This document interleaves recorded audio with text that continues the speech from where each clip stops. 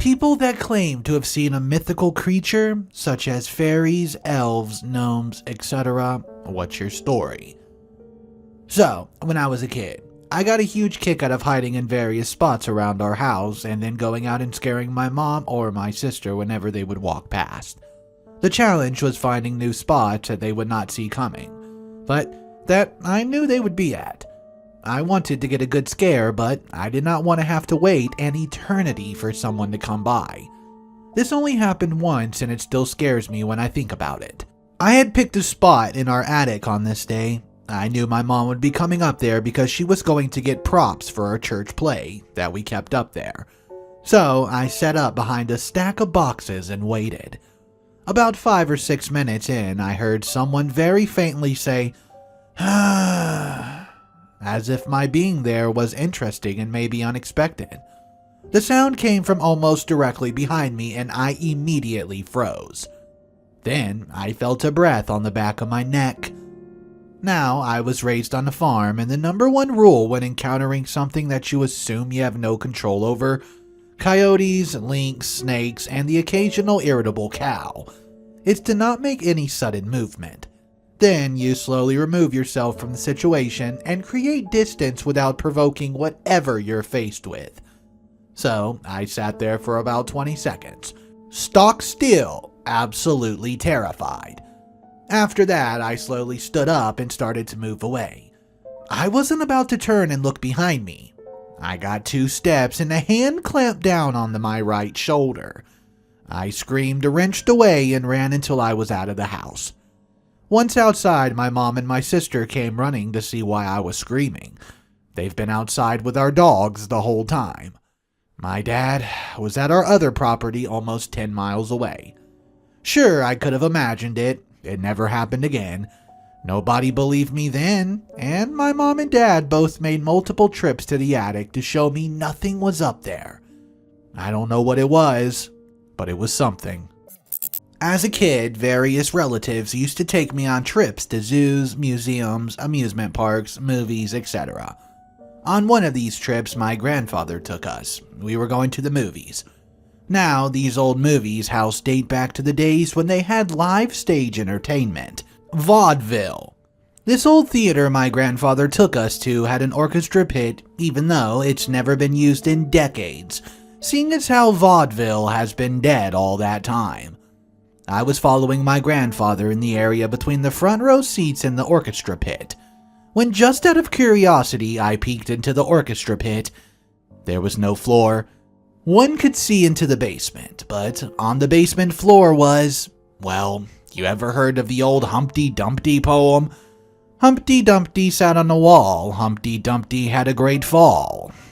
On the floor of the basement was a large man-sized egg with a happy face painted on its shell.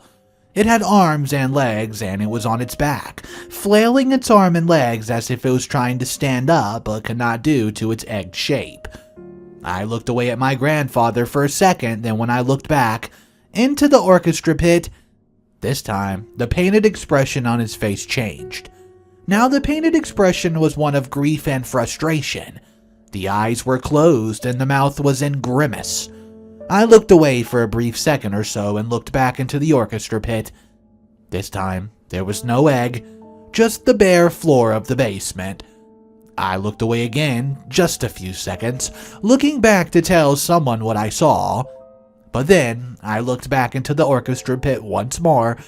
This time, the orchestra pit floor was there, and I could not see into the basement anymore. The orchestra pit floor had only a small handful of wooden folding chairs on it, nothing else. As the years passed and I was going to the movies on my own, sometimes I went to that very same theater again. Every single time I did before the movie started, I'd go to look into the orchestra pit, but I never saw anything like that again. Just the plain old bare floor of the orchestra pit. That old theater's now gone. A typical victim of the expansion of home video and cable TV. I've had 3 different bizarre experiences in my lifetime. East Central Tennessee, I was young, around 7. My sister was 5. We were living in an Amish community in the middle of nowhere. Caves are numerous. Our room was on the 2nd story. Every morning there would be a creature, once in a blue moon there was two, that would fly by our window. It would perch on a tree not far from the house, and sometimes we would hear it land on the roof. As kids, we thought it was in the attic, but thinking back, it was just landing on the roof. But what was this creature? It was hairless, but not a bat. It had a large head crest and a long mouth beak thing. For lack of better words, it was a small pterodactyl. My sister and I did not have a concept of what a pterodactyl even was, but it was incredibly real. So real that my parents believed us. My dad showed us that it wasn't in our attic, but it did not change the fact at dawn most mornings there was some kind of creature there. My parents never saw it themselves, but my mother heard wings flapping once when she came up because we were calling her saying it was in the attic. Story number 2. I don't know if I can call this a mythical creature, but strange. I became a substitute teacher in several counties in northern Florida. One morning I was driving to school early in the morning. The sun was already well up and it was not dark. I was on the phone with my boyfriend and suddenly saw something, or rather didn't. There was a shape flying over the highway on the opposite direction I was driving. I say shape because it was invisible. You could just make out an outline of some kind of flying object due to how the sun was reflecting on it. The best way I can describe the shape was vaguely like a military drone. It was too small for there to be a person inside, so I imagine it was remote controlled. As it and I got closer, it seemed to shift in a way that stopped the weird sun reflection on it. Then it disappeared. I've never got a good explanation for what that was. Number 3. My most recent mythical creature was a doppelganger. I got married to the boyfriend that I mentioned previously. He and I moved to north central Texas due to his job, and I became a stay-at-home wife so I could work full-time on the paper that dismantled the background of a specific Christian denomination. Not Amish. My husband was getting up at 3 and 4 a.m. for work. I stayed in bed and slept in. I started experiencing sleep paralysis, which was terrifying. Rather, I'm chalking it up as sleep paralysis because everything else just scares me. The first incident was strange. My husband and I were in a one-bedroom apartment, but we had converted the bedroom into a full working office and our living room was our bedroom. The bed was near the front door and you would open the door and the foot of the bed would be at your left. I was laying in bed, starting to stir, when I heard the door unlock. I opened my eyes and saw my husband walk in. He seemed very frustrated, almost angry, which was highly unlikely for him. I asked him what he was doing home from work, and he snapped at me. I tried to sit up. I realized I could not. I was overwhelmed by what I could describe as a malevolent spirit.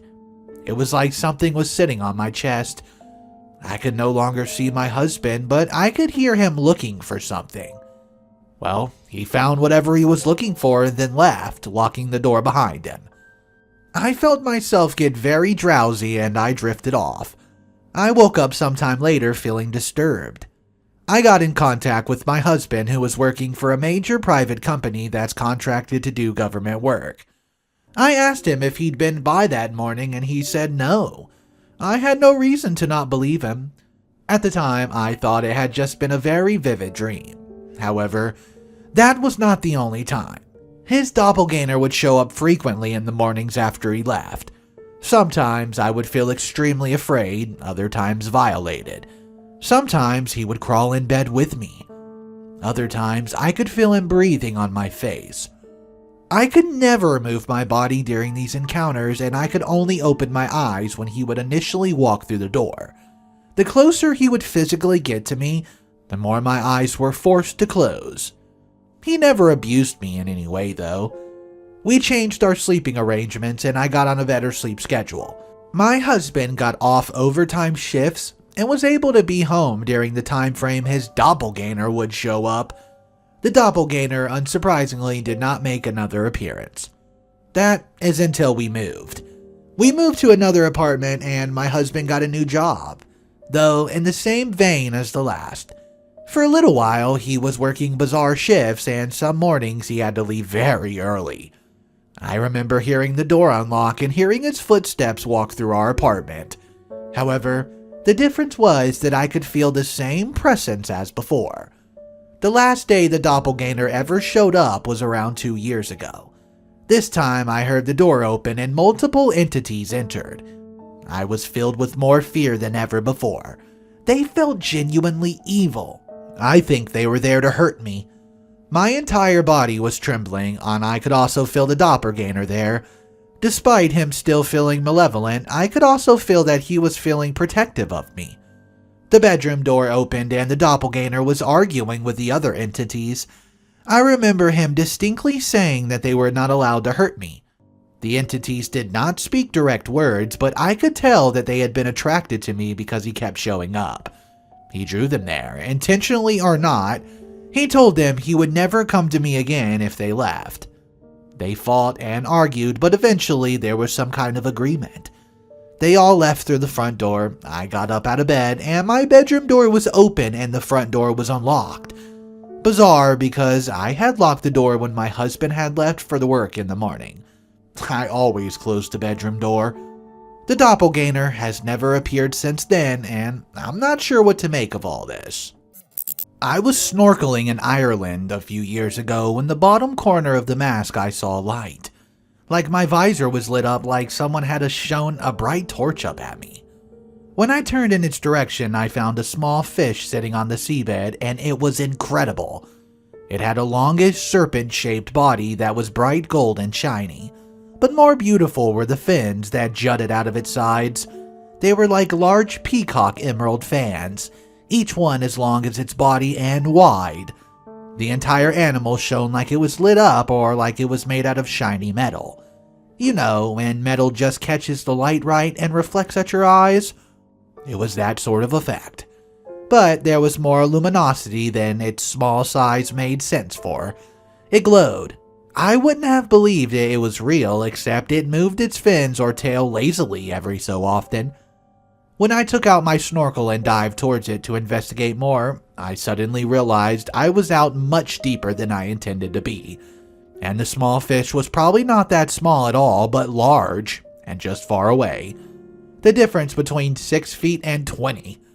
Where I was snorkeling is quite famous for riptides created by swells framed by 2 rocky outcrops.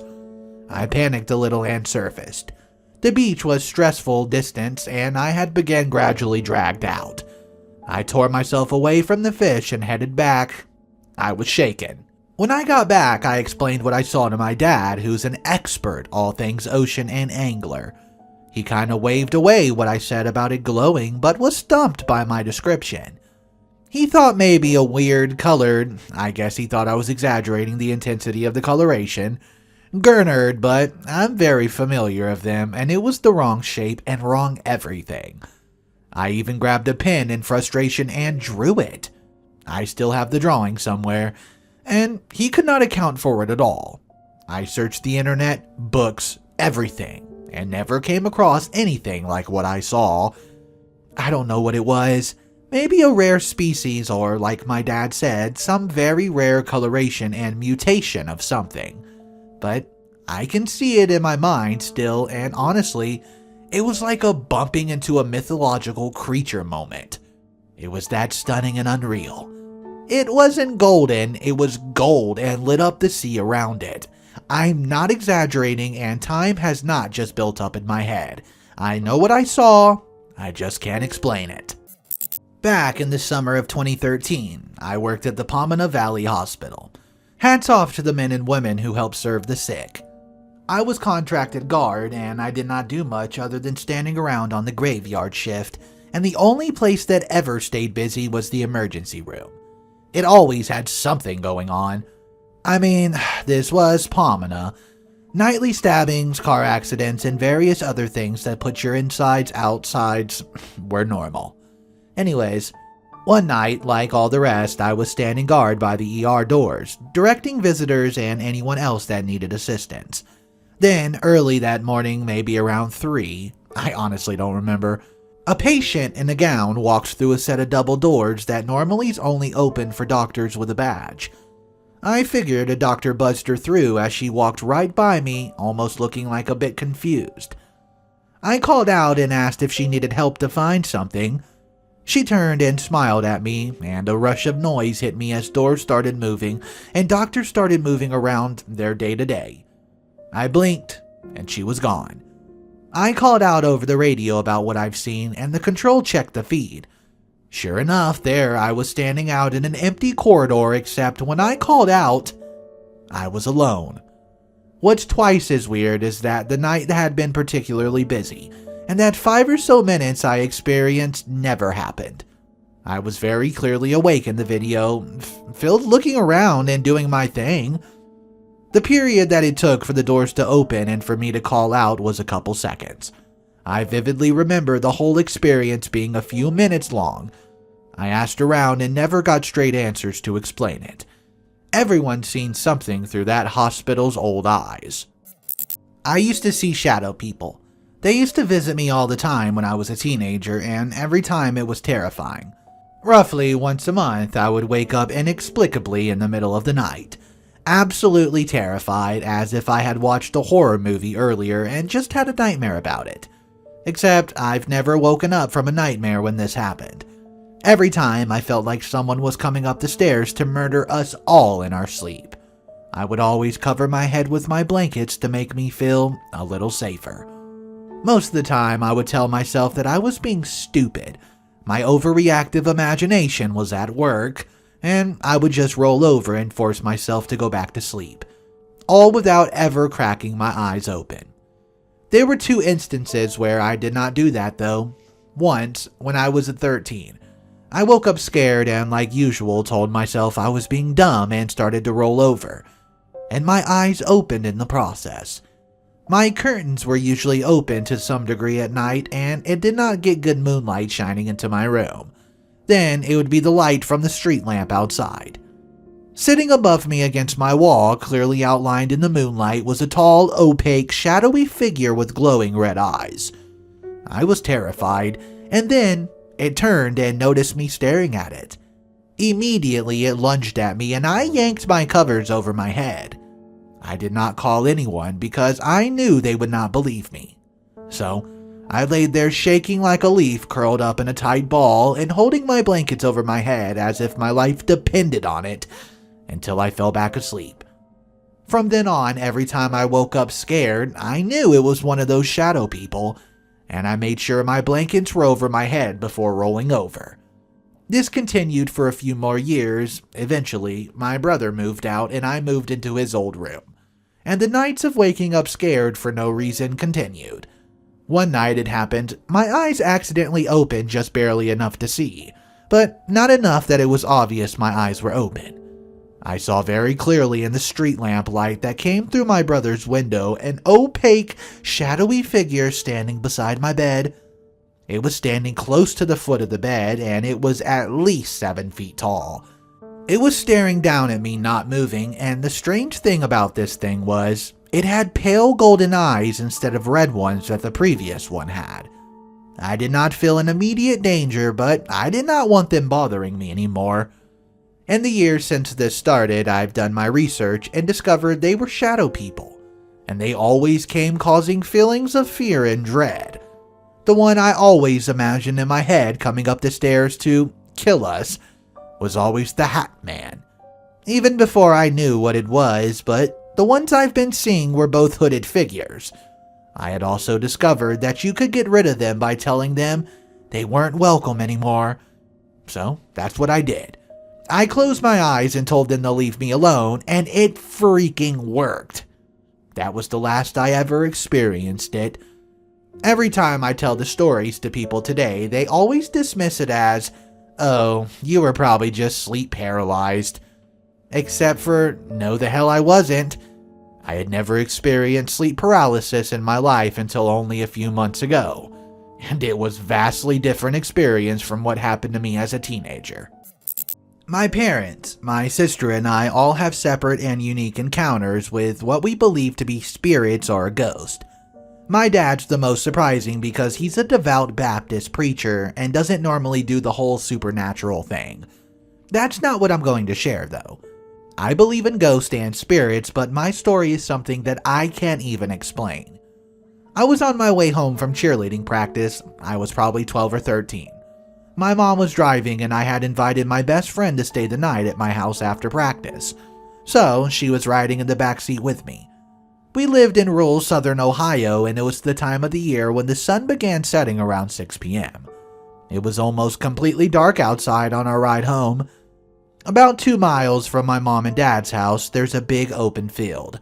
Well, that's 80% of Ohio anyways. It was in the darkness. I saw this creature in the middle of the field that looked like a kangaroo. It was about 6 feet tall, stood on 2 hind haunches, and moved quickly in bounding movements. I couldn't see any details on the face or if it had hair or fur, etc. I thought I was just exhausted after practice. But then my friend turned to me and asked if I saw that and what it was. I confirmed that I saw it and we both described it the same way. There's no way it could have been kangaroos. Even if there was an accidental zoo break, the closest zoo was about 2 hours away. We continued to randomly bring up our sightings over the next decade or so and still could never make any guesses as to what we saw. We think about it a lot. So, I work at this really old school that's like 150 years old. There were always stories about past teachers dying there and such. Even one saying that the principal could hear footsteps coming up the stairs to his office late at night from a ghost called the matron. A nurse who died in there was originally the first aide before it became the principal's office. The building I worked in allegedly had a ghost called John, I believe. I never fully believed in ghosts, so I thought, sure, when I was told of John. However, when I was packing up to go home, I was moving a vacuum cleaner and saw something in the corner of my eye. I thought it was one of the other people who worked there, but I saw this man standing not but 8 feet away from me. He was a big guy too, just looking down at me from the shadows, dead silent.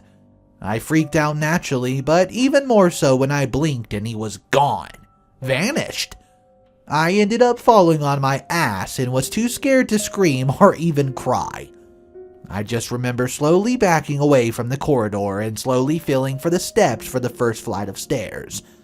I did not even dare think of taking my eyes off the place John had once been until I got to the platform between the flights and just jumped the entire flight and sprinted for my car.